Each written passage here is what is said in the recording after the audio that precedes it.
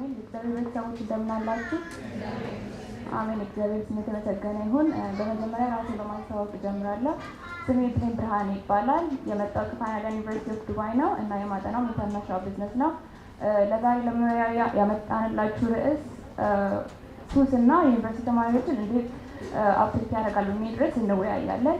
በመቀጠልም ተሳታፊዎች የመጡበት ዩኒቨርሲቲ እና ስማቸውን ያስተዋውቁናል። እሺ ስሜ ዳግሞ ይባላል። የመጣሁት ከአሜሪካ ዩኒቨርሲቲ ኦፍ ሻርጃ ነው። ሜጀሬ ደግሞ ፋይናንስ ነው። ስሜ ቅዱስ አበባው ይባላል። ከአሜሪካ ዩኒቨርሲቲ ዱባይ ነው የመጣሁት።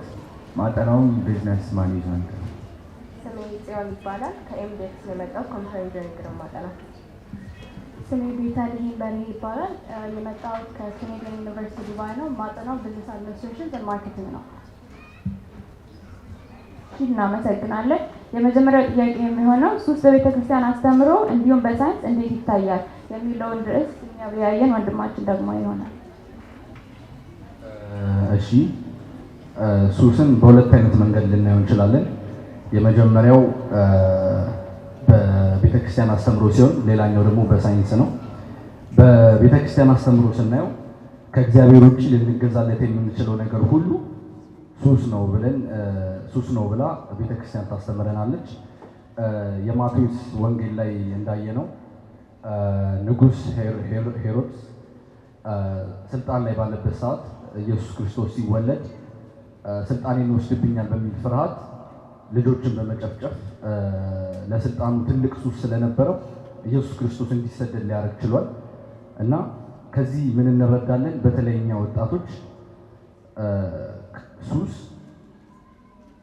ከእግዚአብሔር ውጪ ያለውን ነገር ፍላጎታችንን ያሟላልናል ብለን እንድናምን የሚያደርገን ከዛ ውጪ ፋንክሽን እንዳናረግ የሚያደርገን ነገር ሱስ ነው። እና ሌላኛው ደግሞ መዝሙረ ዳዊት ላይ ተቀነዩ ለእግዚአብሔር በፍርሃት ይላል። ለእግዚአብሔር በፍርሃት ተገዙ ነው። እና ከእግዚአብሔር ውጪ ምንም አይነት ነገር ሊገዛን እንደማይችልና የሚገዛንም ከሆነ ቅድም በነገርኳችሁ ታሪክ ላይ እንደ ሄሮድስ የማይሆን ነገር ውስጥ ወይም የማይሆን ነገር እንደምናደርግ እርግጥ ነው። እና ሌላም አባባል አለ፣ ማንም ኃጢአትን የሚያደርግ ቢኖር እርሱ የኃጢአት ባሪያ ነው ይላል።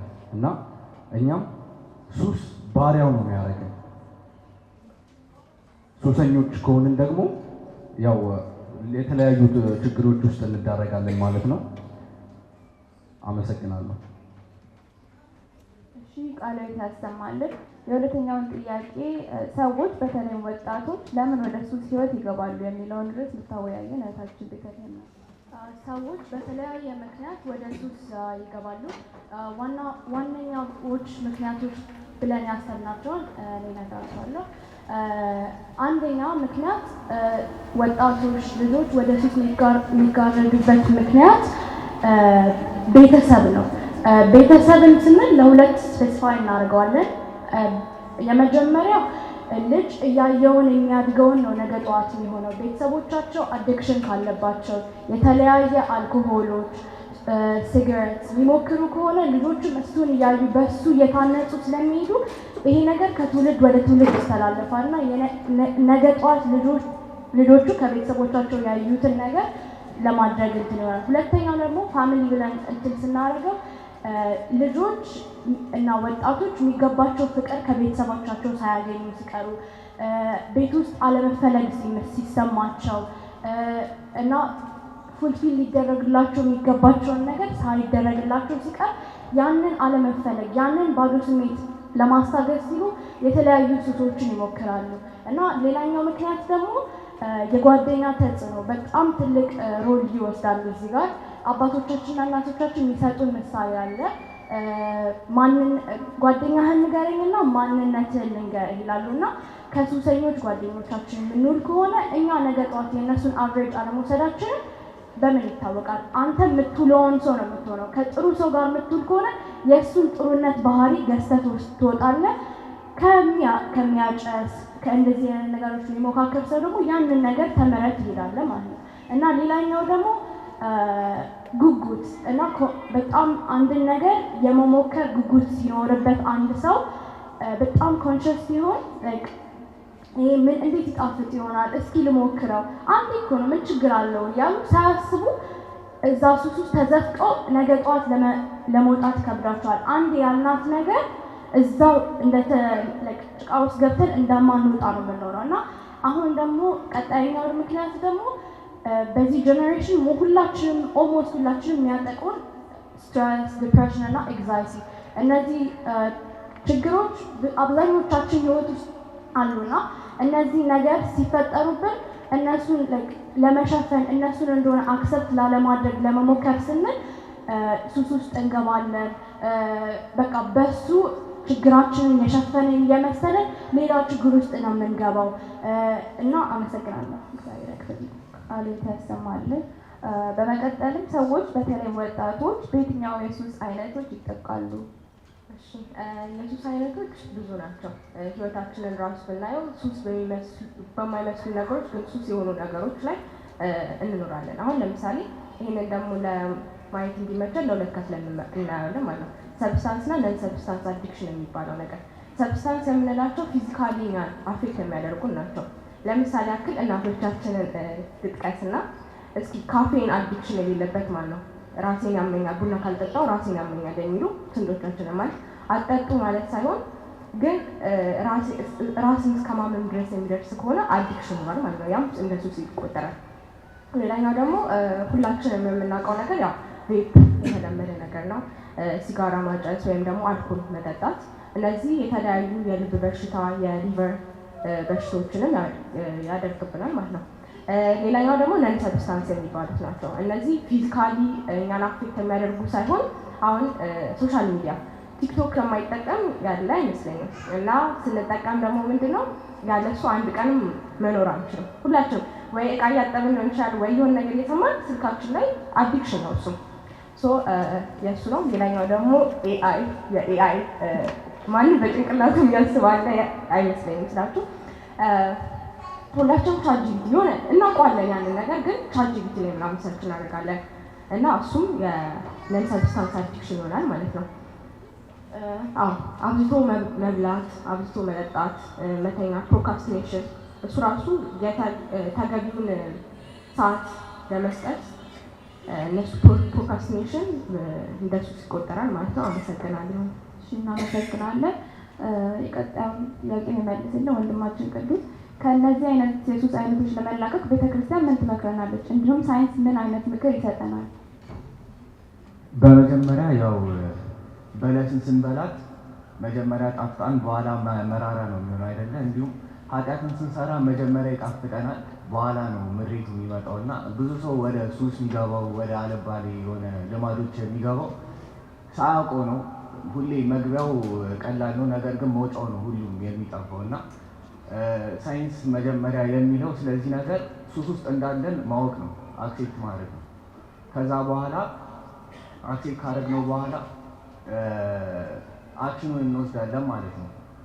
አክሽኑን ከወሰድን በኋላ ምንድነው ዶፓሚን ሌቭላችን ይረጫል ብዙ ኬሚካል እና ያንን ነገር አምጣ ስለሚለን ወደ መጥፎ ልማድ እንገባና ከዛ ልማድ ጋር እንዋሃዳለን ማለት ነው። ከዛ ልማድ ጋር ስንዋሃድ ያለሱ አለመኖር እስከማንችል ድረስ ነው የምንደርሰው ማለት ነው። እና ሳይንስ የሚለን ምንድነው ይህን መጥፎ ልማድ በጥሩ ልማድ ተኩት ነው የሚለው። ነገር ግን ይሄ ኤንድለስ ሳይክል ውስጥ ነው የሚከተል ማለት ነው። ለዛ ባዶነታችን ላይ ባዶነት ነው የሚጨምረው። ለዛ ነው 12 ዓመት ስትደማ የነበረችው ሴት በብዙ ባለመድኃኒት ጋር ሄዳ ነበር አይደለ? ነገር ግን የክርስቶስን ቀሚስ ስትዳሰው ነው የዳነችው። እና እኛም እንዲሁ ብዙ መፍትሄ ልንፈልግ እንችላለን ለመጥፎ ልማዳችን። ነገር ግን ክርስቶስን ብቻ ስንዳሰው ፍቅሩን ስንዳስብ ብቻ ነው ከእንደዚህ አይነት ነገር ልንላቀቅ ምንችለው ማለት ነው። ለዛም ነው ሳምራዊቷ ሴት ጋር ሲሄድ እኔ ከምሰጠው ውሃ የሚጠጣ ለዘላለም አይጠማም ብሏል። ከዚህ ውሃ የሚጠጣ ሁሌ ሳትስፋይድ ነው የሚሆነው። መቼም ቢሆን ሊጠማ አይችልም፣ ሌላ ልማድን አይፈልግም ማለት ነው። እንደገና ምን ብላ ነው የመለሰችለት? ጌታ ሆይ ወደዚህ ጉድጓድ እንዳልመለስ ከዚህ ውሃ ስጠኝ አይደል ያለችው። እኛም ጉድጓድ በኃጢአት ይመለሳል፣ የምንመላለስበት ኃጢአት አለ እንዲሁና እንደዛ ብሎ መጸለይ ያስፈልጋል። ወደዚህ ኃጢአት እንዳልመለስ ከዚህ ውሃ ጠጣኝ ብሎ መጸለይ ያስፈልጋል። አባ ጊዮርጊስ ዘጋስጫ አርጋኖን ምን ይላል? ድውያነ ሥጋ ኑ ወደ ድንግል ኑ እሷ ትፈውሳቸዋለች ይላል። ኃጢአት ልማድ በሽታ ነው አይደለ? ሲክነስ ነው እና እንዲሁም ድውያነ ነፍስ ወደ እመቤታችን ብንጠጋ ለውሻ የምትራራ እናታችን ቢጠማው እንዳጠጣችሁ ለእኛም ከዘላለም ማያስጠማ ውሃ ታጠጣናለች ማለት ነው። ነገር ግን አሁን ተስፋ ቆርጠን ሊሆን ይችላል ወደዛ መጸለይ ወደ እመቤታችን መጠጋት ሊያቅተን ይችላል። በዛ ጊዜ ግን ማስታወስ ያለብን ነገር እንኳን እኛ ራሳችን ላይ ተስፋ ብንቆርጥ ሰዎች እኛ ላይ ተስፋ ቢቆርጡ መድኃኒታችን ኢየሱስ ክርስቶስ አልዓዛርን 4 ቀን ከሞተ በኋላ ነው ከሙት ያስነሳው አይደለም። ለዛውም እህቱ ወደዛ አትሂድ ጌታ ይሸታል እያለች ነው የሄደው እና እኛም እንዲሁ ይሸታል ብንባል ኃጢአታችን ተስፋ ብንቆርጥ እሱ መጥቶ ያስነሳናል። አልዓዛር ሆይ ተነስ እንዳለው እኛንም ስማችንን ጠርቶ ነው ያስነሳን። ሰው ከሞተ በኋላ ሬሳው ነው የሚባለው። እኛ እንዲሁም ዓለም ለኛ ስም ታውጣልናለች። ሌባው ይሉናል፣ ሱሰኛው፣ አመንዝራው ይለናል። ነገር ግን መድኃኒታችን ኢየሱስ ክርስቶስ ከነ ስማችን ቅዱስ ሆይ ተነስ ይለናል። ግን ያንን ጥሪ ሰምተን መነሳት ደግሞ የኛ ድርሻ ነው አይደለም።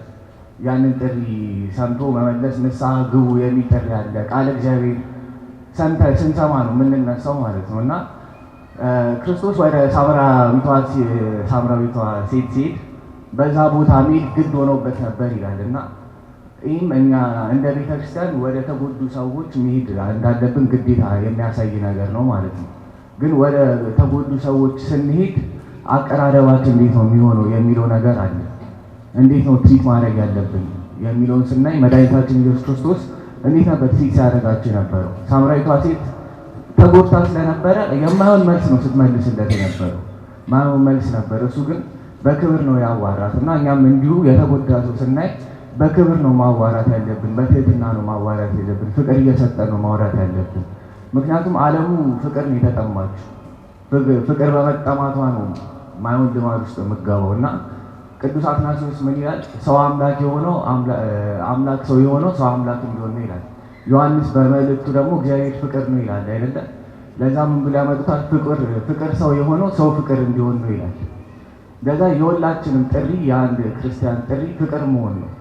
ፍቅር ስንሆን ክርስቶስን እንመስላለን ማለት ነው። ክርስቶስን ስንመስል አልጫ የሆነችውን ዓለም በወንጌል ጮነት እያጣፈጥን በዚህ ልማድ ያሉ ወንድሞቻችን በፍቅር መሳብ እንጀምራለን ማለት ነው። ወስብሐት አቤት ያሰማን ወንድሞች። ወስብሐት ለእግዚአብሔር።